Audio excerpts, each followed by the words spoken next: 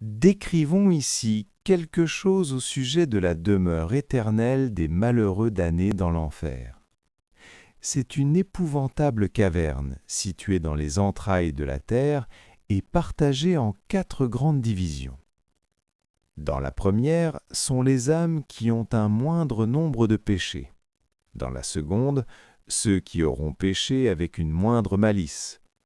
Dans la troisième, ceux qui auront péché avec une plus grande malice. Et enfin, dans la quatrième, toutes les âmes qui étaient consacrées à Dieu et bien instruites des devoirs de leur état. Ces âmes, sous la forme de serpents, nagent dans un fleuve de feu qui coule sous l'enfer.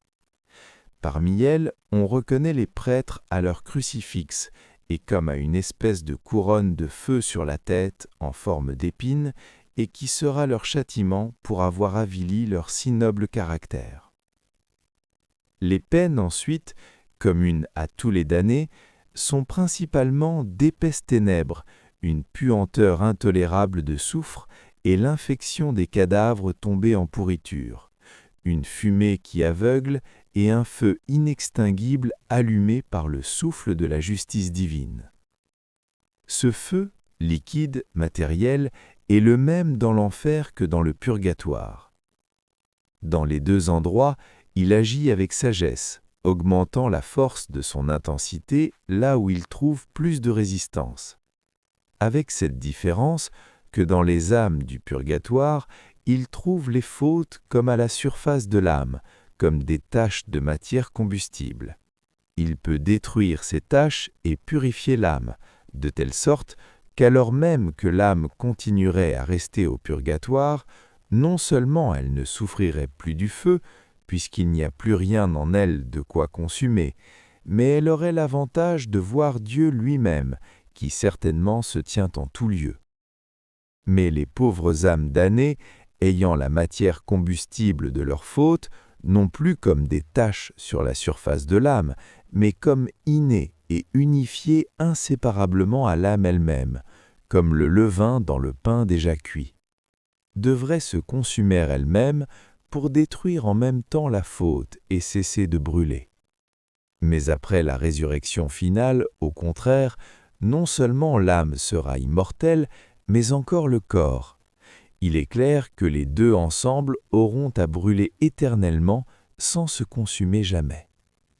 Les damnés, en outre, auront à souffrir une faim canine qui les fera se mordre les uns les autres, un froid qui les fera trembler et claquer des dents, une soif horrible, sans la moindre espérance d'avoir seulement une goutte d'eau pour se rafraîchir. Ils sentiront encore continuellement, vives et indomptées en eux, les passions dont ils se seront assouvis sur la terre, mais ne pouvant plus les satisfaire, pleins de rage contre eux-mêmes et contre ceux qui furent la cause de leur damnation, ils maudiront le jour et l'heure de leur naissance, les parents qui les ont mis au monde, ceux qui les auront poussés au mal, les démons qui les auront tentés et entraînés par les illusions des sens à la perdition, ainsi que Dieu qui leur aura donné la vie. Mais pendant qu'ils se livreront à ces grandes fureurs, voici qu'aux hurlements de ces abîmes de feu, où ils sont entassés par millions et par millions, suivant l'espace de leurs péchés, vient se joindre un grand nombre de démons sous une forme humaine, horrible à voir.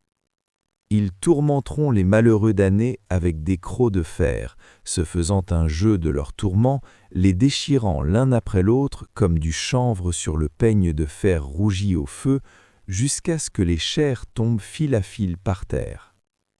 Alors, reprenant leur forme primitive et rugissant comme des lions, ils s'écrieront « Ô mort, où es-tu?